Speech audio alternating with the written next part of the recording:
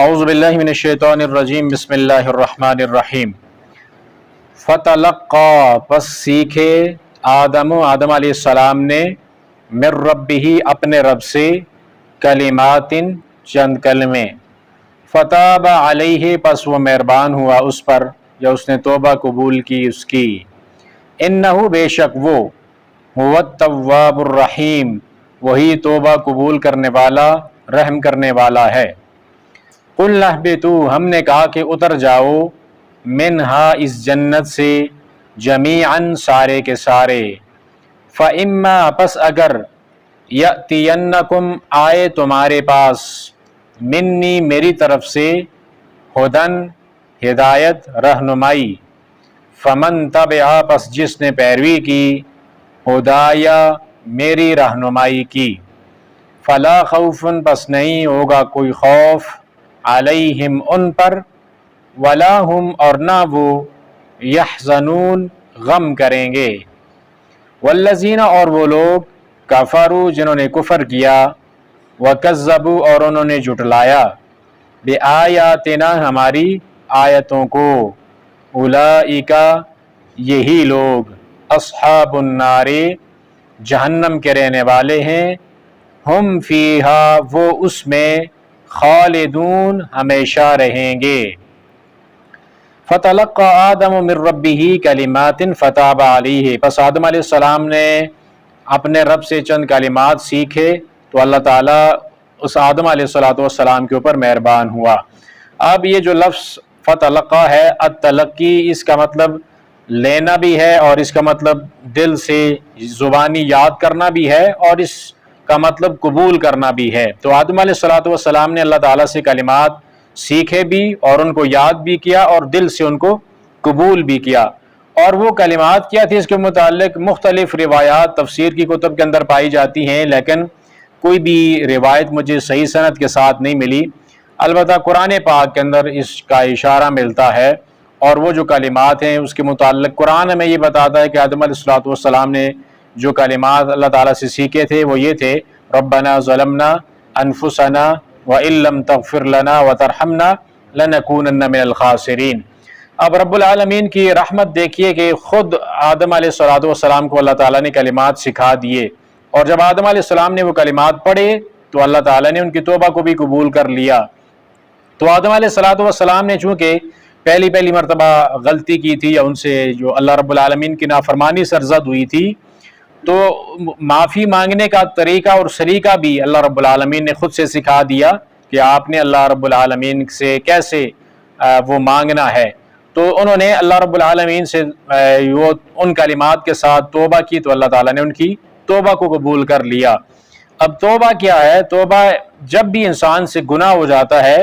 تو انسان اپنے گناہ کے اوپر نادم اور شرمندہ ہو جائے،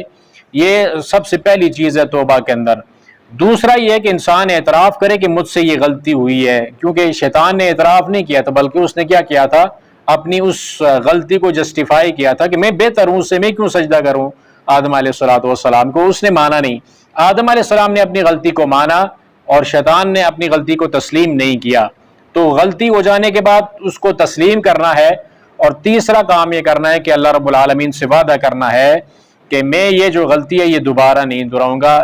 اب اصلاح والا انسان زندگی گزارے، اپنے عمل سے ثابت کر کے دکھائے کہ اس نے اللہ رب العالمین کی بغاوت اب چھوڑ دی ہے۔ تو یہ توبہ کے اندر تین چیزیں ہیں۔ اللہ کے نبی صلی اللہ علیہ وسلم کی حدیث ہے، ان العبد اذا اعترف ثم تاب تاب اللہ علیہ، جب بھی بندہ اپنے گناہ کا اعتراف کرتا ہے پھر اللہ تعالیٰ سے توبہ کرتا ہے تو اللہ تعالیٰ اس کی توبہ کو قبول کر لیتے ہیں۔ تو یہ آدم علیہ السلام نے اللہ رب العالمین سے توبہ کی تو اللہ تعالیٰ نے ان کی توبہ کو قبول کیا۔ انہ هو التواب الرحیم، اس لیے کہ وہ رب العالمین توبہ قبول کرنے والا اور رحم کرنے والا ہے۔ یعنی تواب ہے بہت زیادہ، یعنی یہ نہیں ہے کہ اگر انسان سے کوئی ایک بار غلطی ہو گئی، اس نے توبہ کی تو اس کی توبہ قبول ہوگی، دوبارہ سے اگر توبہ کرنا چاہے گا تو توبہ قبول نہیں ہوگی۔ نہیں، جتنی بار بھی توبہ کرے گا وہ تواب ہے۔ توبہ ساری کائنات کے لوگ بھی توبہ مانگیں گے، بار بار بھی مانگیں گے تو اللہ تعالیٰ ان کی توبہ کو قبول کرے گا۔ تواب اس کے اندر مبالغہ پایا جاتا ہے، اور توبہ قبول کرنے کے بعد اللہ تعالیٰ اپنی رحمت بھی فرماتا ہے، اور رب العالمین کی رحمت کے بہت سارے عجب سے انداز ہیں۔ ایک تو یہ کہ اللہ تعالیٰ گناہوں کو معاف کر دیتا ہے، یہ اس کی رحمت کا نتیجہ ہے کہ گناہوں کی کثرت کو نہیں دیکھتا کہ گناہ کتنے بڑے ہیں اور گناہ کتنے زیادہ ہیں، بلکہ اللہ تعالیٰ معاف کر دیتا ہے۔ اور کبھی کبھی ایسا بھی ہوتا ہے کہ اللہ تعالیٰ گناہوں کو بھی نیکیوں کے اندر تبدیل فرما دیتے ہیں، تو یہ اس کی رحمت کا ایک عجب سا انداز ہوتا ہے۔ قُلْ اهْبِطُوا مِنْهَا جَمِيعًا، ہم نے کہا کہ یہاں سے اتر جاؤ سارے کے سارے۔ سارے کے سارے کون تھے؟ ایک تو آدم علیہ السلام تھے، اور ان کے ساتھ مائی حوا تھیں، اور شیطان بھی ان کے ساتھ، اس کو بھی وہاں سے اتار دیا گیا تھا۔ اور جو بائبل کے مطابق میں نے کل آپ کو بتایا کہ وہاں پہ سام کے متعلق لکھا ہوا ہے، حالانکہ یہ بات درست نہیں ہے، لیکن وہاں پہ یہ بات لکھی ہے کہ ان کے ساتھ وہ سام تھا، اور سام کو وہاں سے دنیا کے اندر بھیجا گیا تھا۔ لیکن جو یہ بات درست نہیں ہے، بلکہ آدم علیہ السلام کے ساتھ مائی حوا اور شیطان تھے، ان کو زمین کے اوپر بھیجا گیا تھا۔ اوپر بھی یہ بتایا گیا تھا ان کو کہ آپ نے اترنا ہے تو آپ کا باز کا دشمن ہوگا، تو اللہ تعالیٰ نے وہاں پہ ان کو نیچے اتار دیا۔ اب یہ جو وہاں سے ان کا نیچے اتارنا، یہ سپر نیچرل ایونٹ ہے، یعنی نیچر سے اوپر کی بات ہے۔ ہم نے پہلے آپ کو بتایا ہے کہ یہ کائنات جو آبزرویبل یونیورس ہے، یہ اتنی بڑی ہے کہ 46 بلین لائٹ ایئرز ہمیں چاہیے اس کے اندر گھومنے کے لیے۔ نہ اتنی تو عمر ہے نہ انسان کی، نہ اس کے وسائل ہیں۔ پھر اس کے بعد یہ جو اس کے بعد وہ کائنات جو انسان جس کو آبزرو نہیں کر سکتا، پھر ساتواں آسمان، اور ساتواں آسمانوں سے اوپر کہیں جنت، وہاں جنت سے اللہ تعالیٰ نے ان کو نیچے زمین کے اوپر اتارا ہے۔ اور پھر اسی طرح جو اللہ کے نبی صلی اللہ علیہ وسلم کی معراج کا جو سفر ہے ساتواں آسمانوں سے اوپر سدرۃ المنتہا کے پاس، وہ رات کے چھوٹے سے حصے کے اندر ہوا تھا۔ اب اتنی طویل اور بڑی کائنات، اس کا سفر رات کے چھوٹے سے ٹکڑے کے اندر ہو رہا ہے، تو یہ کوئی نیچر کی بات نہیں، یہ کائنات کے رب کی قدرت ہے اور حکمت کی باتیں ہیں، اور یہ سپر نیچرل ایونٹ ہیں، ہم ان کو ڈیفائن نہیں کر سکتے، بیان نہیں کر سکتے۔ اسی طرح عیسیٰ علیہ السلام کو بھی آسمانوں سے قرب قیامت اتارا جائے گا، تو ان کا بھی آسمان سے وہ نیچے نازل ہوں گے۔ تو ان کو آسمان سے آدم علیہ السلام کو، مائی حوا کو وہاں سے اتارا گیا زمین کے اوپر۔ اتارتے ہوئے اللہ رب العالمین نے ساتھ میں یہ بھی فرمایا فَإِمَّا يَأْتِيَنَّكُم مِّنِّي هُدًى فَمَن تَبِعَ هُدَايَ فَلَا خَوْفٌ عَلَيْهِمْ وَلَا هُمْ يَحْزَنُونَ، کہ تمہارے پاس میری طرف سے ہدایت آئے گی، یعنی رہنمائی میں کروں گا، آپ کو زندگی گزارنے کے طریقے میں بتاؤں گا۔ آپ وہاں پہ دنیا کے اوپر جا کر جو ہے وہ آزاد نہیں ہے، اپنی مرضی سے زندگی نہیں گزار سکتے، بلکہ آپ کو میرے بتائے طریقوں کے مطابق زندگی گزارنی پڑے گی۔ جس طرح جنت کے اندر بھی ایک چیز کہ انہوں نے اللہ تعالیٰ نے حد لگا دی کہ اس درخت کے پاس آپ نے نہیں جانا، تو وہ ایک حد تھی، اس حد کو پار نہیں کرنا تھا آدم علیہ السلام سے، وہ جو غلطی ہوئی ہے۔ اسی طرح دنیا کے اندر بھی ہمارے لیے بہت ساری حدیں، حدود اللہ تعالیٰ نے ہمارے لیے وہ لگائی ہیں کہ تاکہ ہم ان حدود کو پار نہ کریں، ان کو پامال نہ کریں۔ تو اللہ نے فرمایا کہ میری طرف سے جو ہدایت رہنمائی آئے گی، تو جو بھی اس ہدایت کی پیروی کرے گا، اس کے پیچھے چلے گا، تو اس کے اوپر کوئی خوف بھی نہیں ہوگا، اور نہ وہ اس کو کسی قسم کا غم ہوگا۔ خوف اس کے جو ہوتا ہے یہ مستقبل کے بارے میں ہوتا ہے، یعنی بعد میں آنے والے جو ڈر، خوف، کوئی بھی انسان کسی بارے میں پریشان ہے تو خوف بعد کے لیے ہوتا ہے، فیوچر کے لیے ہوتا ہے۔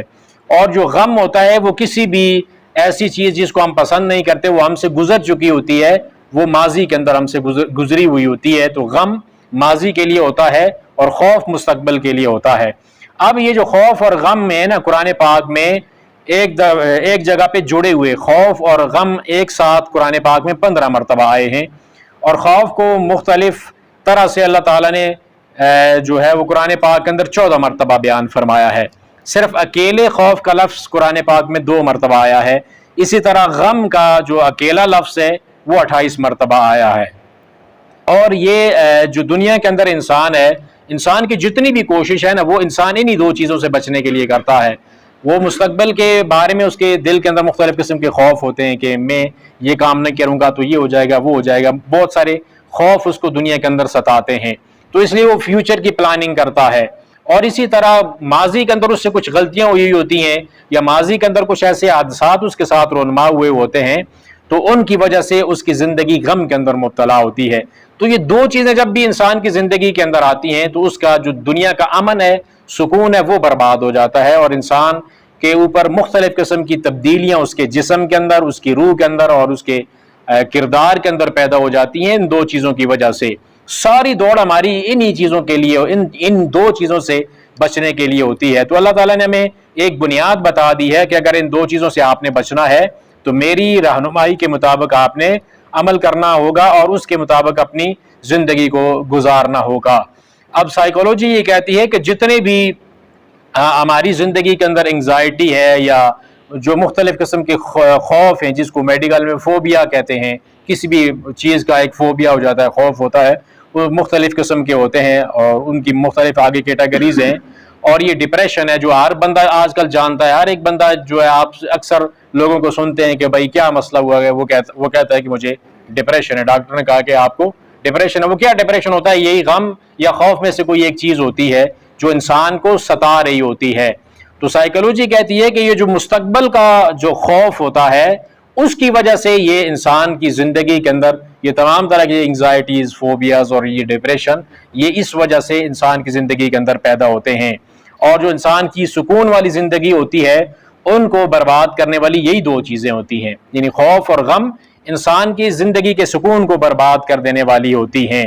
اور یہ جو خوف اور غم ہوتے ہیں یہ انسان کے اندر کے سینٹیمنٹس ہوتے ہیں اور یہ انسان کے اندر سے ایک نیگیٹو انرجی پروڈیوس کرتے ہیں، جس کی وجہ سے انسان کے جسم کے اوپر بے شمار قسم کی تبدیلیاں آتی ہیں، فزیکل جو اس کی باڈی ہے اس کے اوپر بھی، اور پھر انسان کا جو دماغ ہے اور جو روح کی کیفیت ہے اور جو انسان کا بیہیویئر ہے، ان تمام چیزوں کے اوپر ان دو چیزوں کا بڑا گہرا اثر ہوتا ہے۔ تو اللہ تعالیٰ نے ہمیں پوری طرح سے اس دنیا کے اندر امن اور سکون عطا کرنے کے لیے یہ فرمایا تھا کہ آپ میری پیروی اس ہدایت کے مطابق اگر چلیں گے تو ان دو چیزوں سے محفوظ رہیں گے۔ تو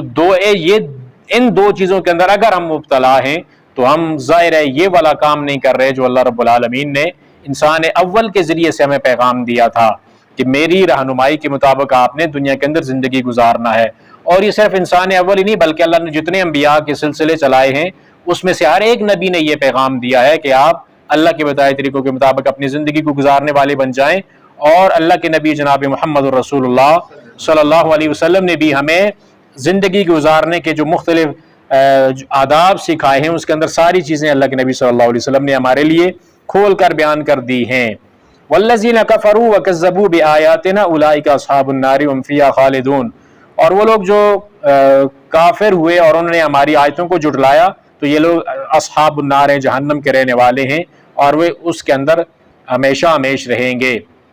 پہلی آیت میں وہاں پہ یہ بتایا جا رہا ہے کہ میری ہدایت کے مطابق اگر زندگی گزاریں گے تو خوف اور غم سے آپ محفوظ رہیں گے، اور اس کے ساتھ ساتھ کافروں کا جو کفر کرنے والے ہیں اور جھٹلانے والے ہیں ان کا انجام بھی بیان کر دیا۔ یہ اس وقت ایک سمجھیے کہ پریڈکشن تھی، کیونکہ اس وقت تو کفر اور یہ تکذیب تو نہیں تھی، شیطان نے تو کیا تھا، اللہ رب العالمین کے حکم کا انکار کیا تھا،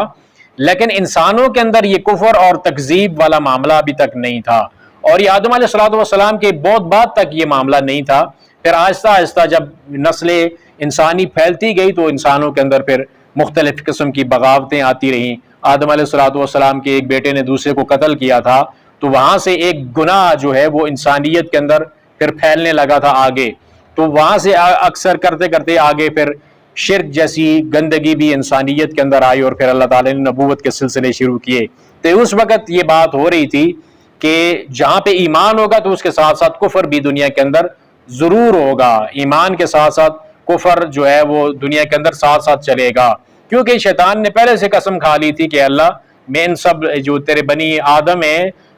جو جن کو تو دنیا کے اندر خلیفہ بنا کے بھیج رہا ہے، میں ان کے ہر راستے سے ان کی طرف آؤں گا، آگے پیچھے سے دائیں بائیں سے اوپر نیچے سے ہر طرف سے حملہ کروں گا، کسی طرف سے بچنے نہیں دوں گا، ان کو مختلف طریقوں سے بہانوں سے میں ان کو گمراہ کروں گا۔ تو شیطان کا کام کیا ہے؟ وہ یہی کفر اور تکذیب کے اوپر انسانیت کو لگانا چاہتا ہے۔ تو کفر اور تکذیب کا اور ایمان کا مقابلہ یہ انسان جیسے ہی دنیا کے اندر آیا تھا اسی دن سے یہ شروع ہو چکا تھا کہ خیر اور شر دونوں دنیا کے اندر آئے تھے، یعنی خیر آدم علیہ السلام اور مائی حوا یہ خیر کا منبع تھے، اور شیطان کیا تھا؟ وہ شر کا منبع تھا۔ تو خیر اور شر دونوں دنیا کے اندر آئے تھے، اور شر خیر کے ساتھ رکھنے کا جو معاملہ تھا وہ اس لیے تھا کہ وہی ٹرائل ہے کہ انسان دنیا کے اندر رہ کر جب وہ اللہ کے بتائے طریقوں کے مطابق زندگی گزارے تو آخرت کی زندگی کے اندر اس کو اچھا ریوارڈ مل سکے، اس کو اچھا انعام مل سکے، کہ جب تک انعام کا لالچ نہ ہوگا جب تک اس کو سزا کا پکڑ کا ڈر نہیں ہوگا تو اس وقت تک انسان سیدھے راہ پہ نہیں چلے گا۔ تو دنیا کے اندر بھی قوانین بنائے جاتے ہیں مجرموں کو سیدھا کرنے کے لیے، اور جو لوگ سیدھا کام کر رہے ہوتے ہیں ان کو موٹیویٹ کرنے کے لیے مختلف قسم کے ایوارڈ ان کو دیے جاتے ہیں، اور ان کو مختلف قسم کے تمغے ان کو دیے جاتے ہیں تاکہ ان کے اچھے کاموں کی جو ہے ان کے اوپر ان کو موٹیویٹ کیا جائے، اور ان کو صلہ بھی دیا جائے۔ اور جو برے لوگ ہیں ان کے لیے ظاہر ہے قوانین بنائے جاتے ہیں، جیل کی سلاخیں بنائی جاتی ہیں۔ تو ٹھیک اسی طرح اللہ رب العالمین نے ہمارے لیے بھی خیر اور شر کے دونوں راستے رکھے، اور اس کے اندر ہمیں فری ول بھی دے دی کہ ان دونوں میں سے کوئی بھی راستہ آپ چن سکتے ہیں۔ تو انسان اول کے ساتھ ہی رب العالمین نے یہ بتا دیا تھا کہ رہنمائی میری ہوگی، میرے بتائے طریقوں کے مطابق چلو گے تو آخرت کی زندگی بڑی اچھی ہو جائے گی، لیکن کفر اور تکذیب والی راہ اپناؤ گے تو آگے پھر سزا ہوگی، جہنم ہوگی، اور اس کے اندر آپ نے پھر ہمیشہ ہمیشہ رہنا ہے۔